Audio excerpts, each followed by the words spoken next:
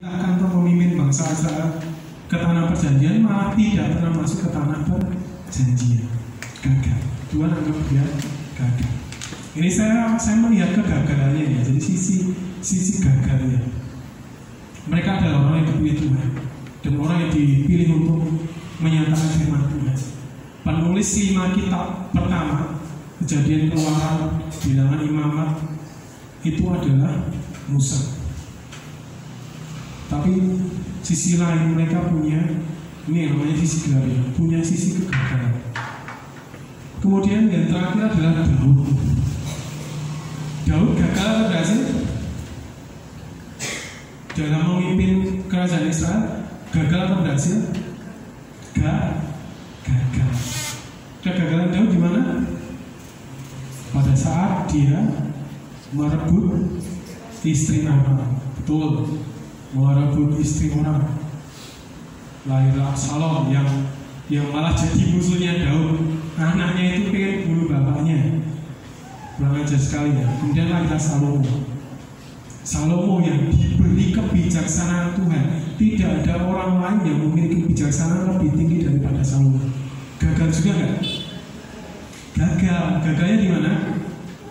Salomo membawa di akhir hidupnya, Salomo membawa orang-orang Israel menyembah kepada siapa?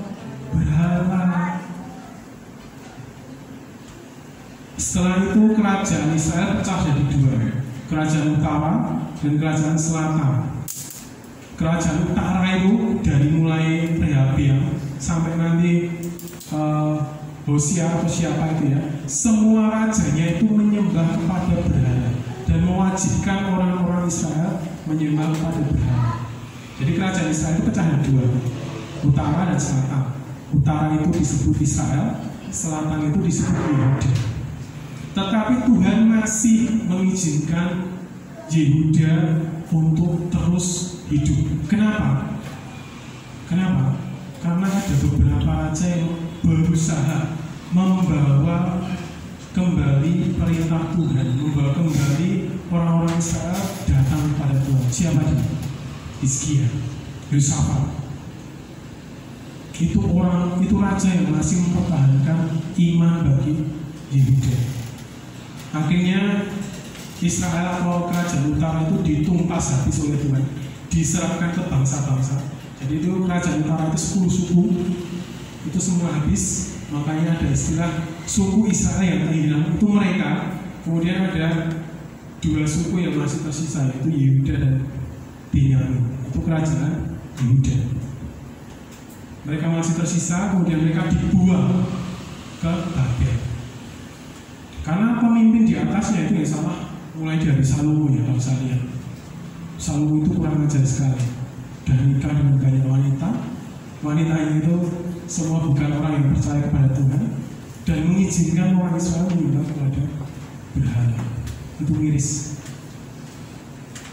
Apalagi yang dilakukan oleh Manasye itu dari kerajaan Yehuda juga. Manasye itu malah mewajibkan setiap orang Yehuda untuk menyembah kepada berhala. Makanya Tuhan hukum mereka dibuang kemana? Ke Babel. Di Babel mereka selama 70 tahun tersiksa di sana. Tidak, Yerusalem hancur, tidak ada tempat lagi bagi Tuhan. Artinya begini, waktu itu mereka menganggap Tuhan meninggalkan mereka karena Yerusalem sudah hancur. Yerusalem itu adalah kotanya Tuhan, tempatnya Tuhan bersemayam di bumi. Itu konsepnya di perjanjian lama itu di Yerusalem. Itu sudah hancur, Tuhan sudah meninggalkan mereka. Tapi Tuhan masih mengutus nabi-nabinya seperti Yesaya, Yeremia, Yesaya, Daniel. Itu masih diutus untuk memberitakan kabar baik bagi siapa? Bagi Yehuda. Nah, sampai sini paham ya? Jadi semua dari ada sampai sebelum perjanjian baru, jadi sampai pembuangan, itu semua orang yang memerintah harusnya menjadi patuhnya Tuhan, mitranya Tuhan untuk memerintah Israel maupun memerintah orang lain. Itu gagal semua.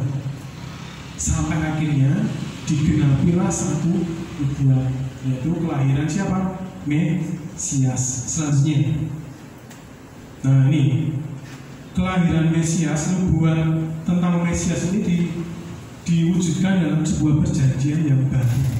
Itu perjanjian yang baru. Kenapa harus dibarui? Karena perjanjian yang lama itu gagal. Perjanjian dengan beberapa orang tadi gagal. Gak semua perjanjian sih, tapi perjanjian utamanya itu gagal. Perjanjian tentang apa? Tentang hukum Tuhan. Makanya saya dari awal selalu mengatakan bahwa hukum Tuhan itu sebenarnya yang utama. Kalau di situ gagal, kita menjadi orang yang gagal. Sekalipun sehebat Daud, sekalipun sehebat Salomo, tapi kita mengatakan mereka orang yang gagal juga.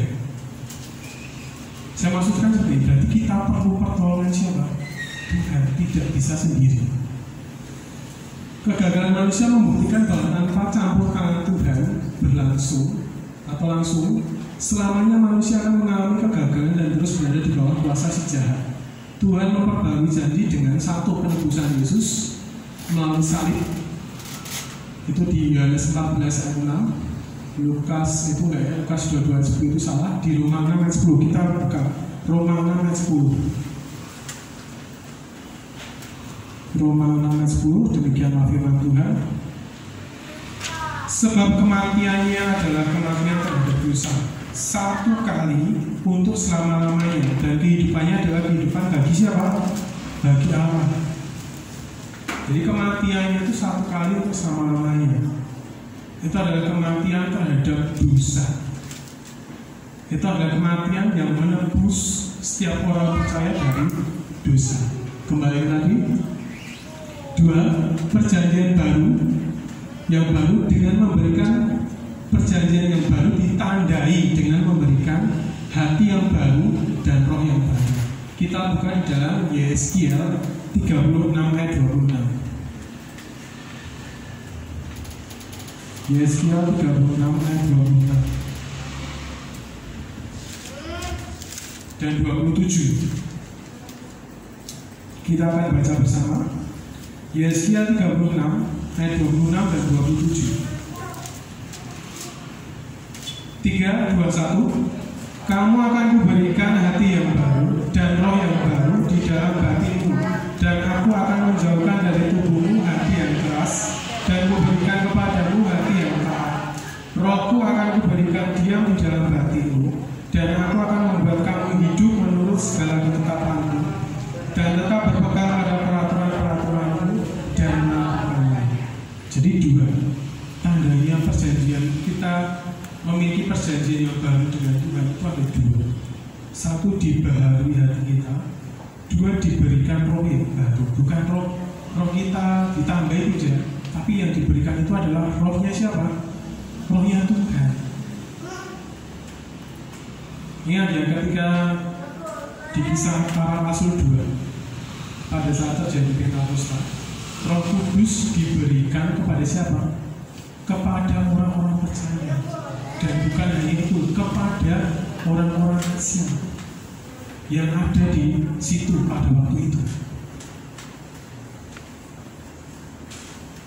Jadi tanpa Roh Kudus kita tidak mungkin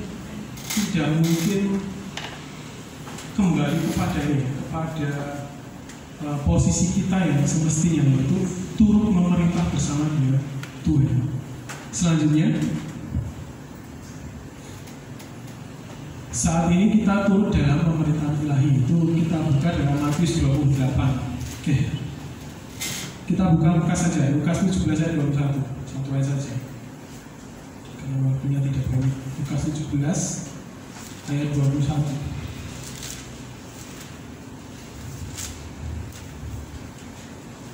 Lihat, juga tidak dapat mengatakan, lihat, ia ada di sini atau ia ada di sana. Sebab sesungguhnya kerajaan Allah ada di antara kamu, ada di antara kita. Kerajaan Tuhan itu ada di antara kita, bersemayam di antara kita. Benar kan? Kerajaan yang Tuhan yang dimaksudkan, yang sekarang bisa kita nikmati, itu tidak berwujud seperti ada kastil, ada raja, kemudian ada bla bla bla seperti yang kita pikirkan. Tidak. Ternyata tidak. Ternyata kita ini adalah kerajaan Allah. Kerajaan Allah itu berdiam bersemayam di dalam kita. Jadi itu kenapa alasan saya mengatakan bahwa saat ini kita sudah terlibat dalam pemerintahan Tuhan ilahi. Selanjutnya, ini yang ingin saya sampaikan. Jadi ada 8 poin. Memerintah bersama dengan Yesus atau Kristus saat ini adalah seperti ini. 1. Belajar pada Yesus bagaimana ia memerintah. Itu di dalam Matius 11 ayat 29. Kalau Yesus bunyinya, belajarlah padaku, sebab aku adalah guru yang rendah hati dan bla bla bla. Itu 1. Jadi sumber pengajaran kita untuk nanti bisa memerintah dengan Tuhan adalah Yesus sendiri. Kedua, membawa kerajaan Tuhan ke bumi, melibatkan Tuhan. Nah, silakan buka dalam Matius 6 ayat 10. Ini yang sering kita abaikan ya. Ini doa yang tidak bisa dianggap sepele. Doa yang menurut saya paling alkitabiah, mungkin paling benar gitu ya, karena memang ini doa yang diajarkan oleh Yesus sendiri. Matius 6 ayat 10, datanglah kerajaanmu, jadilah kehendakmu di bumi seperti di surga. Jadi kita bisa meminta kerajaan Tuhan itu datang ke bumi. Melalui siapa? Ya melalui kita. Melalui kita. Apa yang Tuhan pikirkan di surga itu harusnya sama dengan apa yang kita pikirkan di bumi. Kehendak Tuhan yang di surga itu sebenarnya harus menjadi kehendak kita juga. Jadi kalau Tuhan bilang kasihlah orang lain seperti mengasihi diri sendiri, di bumi seharusnya kita menangkap sinyal yang sama, perintah yang sama, tidak meleset sedikit pun, 100% sama. Kasihlah sesama manusia seperti mengasihi dirimu sendiri. Kalau punya makanan ya dibagi. Kalau ada orang lapar ya diberi makan. Bukan diberi ceramah ya. Orang lapar itu dimakan. Jadi koneksi kita dengan Tuhan itu real time pada saat itu juga. Dan setiap saat kita bisa menangkap itu. Jadi tidak ada lagi pembatas. Selama tidak ada dosa, tidak ada penghalang bagi kita untuk mendengarkan perintah Tuhan. Bagi kita untuk mendengarkan kehendak Tuhan itu tidak ada. Selama tidak ada dosa, dengan catatan itu. Kemudian yang ketiga, sistem pemerintahnya dengan dasar kasih itu di Matius 22 ayat 37 sampai 9. Kasihlah Tuhan Allahmu dengan segenap hatimu, jiwamu, dan akal budimu. Dan hukum yang sama yang seperti itu adalah kasihlah sama manusia seperti mengasihi dirimu sendiri. Jadi dasar pemerintahannya adalah kasih. Yesus ketika hendak disalib, dia kan dibully, ditonjokin, diludahi, kemudian dihujat. Tapi Yesus tidak membalasnya. Beda ya kalau kerajaan di bumi itu, kalau ditantang perang itu, mereka perang. Tapi kalau Tuhan tidak, Yesus tidak. Itu kerajaan yang dia bawa itu dasarnya kasih. Kalau ditampar di kanan, berikan di kiri, malah seperti itu. Kasihilah musuhmu. Tuhan ngajari malah seperti itu. Kok beda ya? Ya memang beda, karena dasarnya kasih. Kalau dasar negara Indonesia adalah Pancasila, tapi kalau dasar pemerintahan Tuhan adalah kasih. Itu jelas kasih. Tanpa kasih, nubuat akan berlalu. Langit dan bumi akan lenyap, tetapi kasih tidak akan berlalu. Firman Tuhan tidak akan berlalu. Itu yang kekal. Kasih itu kekal. Tidak bisa ditambahi oleh siapapun dan tidak bisa diambil oleh siapapun. Kemudian yang keempat, melayani. Kita buka dalam Roma 12 ayat 11. Memerintah bersama Tuhan berarti Kita juga melayani. Roma 12 ayat 11.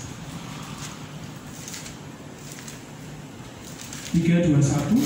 Janganlah hendaknya kerajinan kendor, biarlah rohmu menyala-nyala dan layanilah siapa? Tuhan. Oke, kembali. Yang kelima, menggunakan otoritas Tuhan. Di Markus 16 itu ada ayat yang mengatakan bahwa usirlah setan dalam namaku, sembuhkanlah orang sakit, dan lain sebagainya. Kita buka dalam satu ayat dulu coba di 1 Petrus 4, ya, 1 Petrus 4 ayat 10. Tadi kembali itu 1 Petrus 4 ayat 10.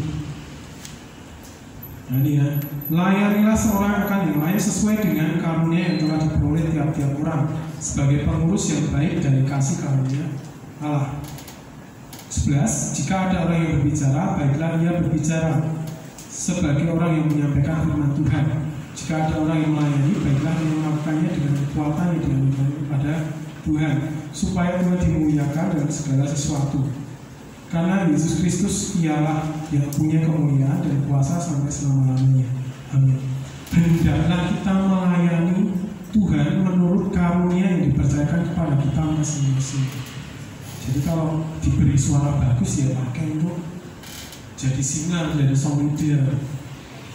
Dikasih karunia musik ya untuk main musik. Dikasih karunia berbicara seperti saya pakai untuk berbicara. Itu karunia. Dikasih karunia jadi seorang ibu ya sudah, apa jadi seorang ibu yang mendidik anak. Itu hukum kelima. Gak ada orang yang tidak punya karunia, itu tidak ada. Kalau sudah di dalam Tuhan itu ada karunia, dan itu dipakai untuk melakukan pekerjaan. Banyak karunia, mengusir setan, berdoa, menasihati orang, memberi tumpangan, itu karunia juga. Tuhan tidak menganggap remeh orang memberi tumpangan. Orang yang memberi makan, kasih, sukacita, banyak. Kembali, yang ke-7, membawa kabar baik. Itu di Yesaya 62:7. Jadi memerintah bersama Tuhan. Jadi kita melakukan perintahnya. Perintahnya apa? Yesaya 62:7 itu sungguh indah kaki-kaki orang yang mengabarkan kabar baik. Nah di Matius 28 itu, pergilah jadikanlah semua bangsa muridku, dan baptislah mereka dengan nama Bapa, Putra, dan Roh Kudus, dan ajarlah mereka melakukan sesuatu yang telah diajarkan kepadanya. Itu program utamanya itu Tuhan itu. Program utama dari Tuhan, pemerintahan Tuhan itu.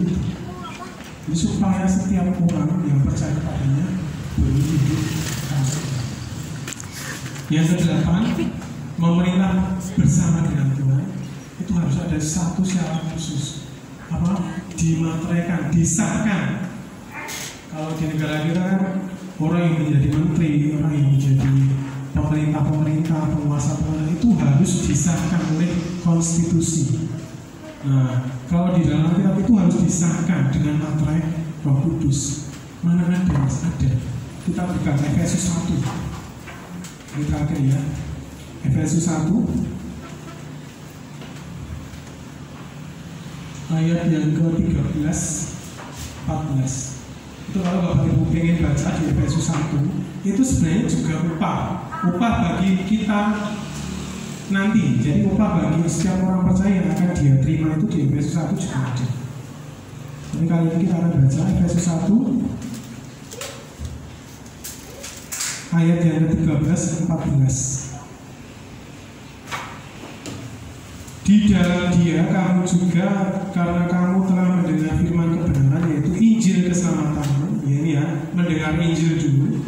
Kemudian di dalam Dia kamu juga, ketika kamu percaya, ketika Bapak Ibu Saudara percaya, dimateraikan dengan apa?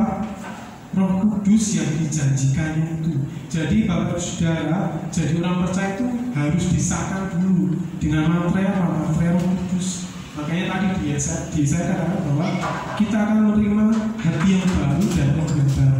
Itu materainya. Di 14, dan Roh Kudus adalah jaminan bagian kita sampai kita memperoleh seluruhnya, yaitu penebusan yang menjadikan kita milik Tuhan untuk memuji kemuliaan-Nya. Roh Kudus itu materai sebagai jaminan supaya nanti di akhir kita beroleh seluruh apa yang sudah dijanjikan kepada kita. Nah, jadi kalau Tuhan sudah berjanji pasti akan digenapi. Tapi harus ada materai dulu. Bapak Ibu Saudara, kalau buat surat perjanjian pakai materai atau tidak? Pakai ya, itu sebagai legalitas hukum, sebagai tanda keabsahan hukum yang diakui oleh undang-undang, yang diakui oleh negara. Nah, di hadapan Tuhan mengakui satu materai saja, itu Roh Kudus. Maka satu saat kalau kita diangkat Tuhan dalam kedatangan yang kedua, kita akan dipersiapkan untuk memperoleh bagian yang bisa kita terima. Slide terakhir, kita buka dalam Wahyu 20. Siapa yang ikut memerintah bersama dengan Yesus? Wahyu 20 ayat 4. Apakah ini kita atau bukan? Wahyu 20 ayat 4, kita akan baca bersama. 3, 2, 1. Lalu aku melihat tahta-tahta dan orang-orang duduk di atasnya. Kepada mereka diserahkan kuasa untuk menghakimi. Aku juga melihat jiwa-jiwa mereka yang telah dipenggal kepalanya karena kesaksian tentang Yesus dan karena firman Allah, yang tidak menyembah binatang itu dan patungnya, dan yang tidak juga menerima tandanya pada dahi dan tangan mereka. Dan mereka hidup kembali dan memerintah sebagai raja bersama-sama dengan Kristus untuk masa 1000 tahun. Jadi mereka yang ikut memerintah bersama Yesus adalah mereka yang menyerahkan hidupnya, menyerahkan nyawanya. Tadi ada kata mereka yang dipenggal kepalanya. Banyak. Jadi sebelum gereja ini berdiri, kalau kita belajar sejarah gereja itu bisa berdiri karena ada pengorbanan banyak martir. Kalau di Sumatera itu sampai namanya kalau tidak salah Nomensa itu sampai dibunuh oleh suku setempat dan dijadikan makanan supaya orang percaya di sana, supaya ada orang percaya harus ada martir yang mati, belum lagi yang lain. Begitu ya. Jadi siapakah yang akan memerintah bersama dengan Yesus? Mereka yang berhak ikut memerintah adalah seorang murid yang taat dan telah menyerahkan hidupnya bagi pekerjaan Tuhan, beriman setia pada kesudahannya. Kita buka ayat terakhir dalam Matius 10 ayat 22.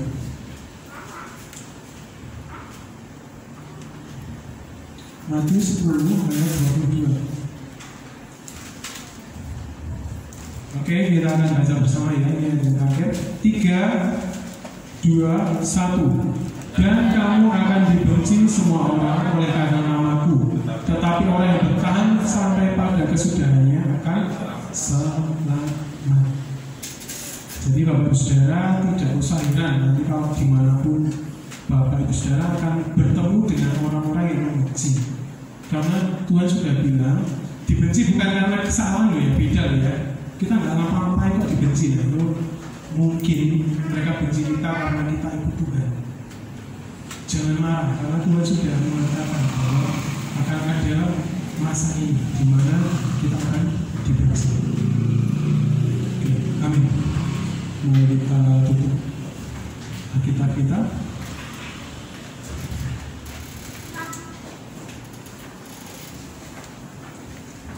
Saya udah membawa musik untuk maju ke depan.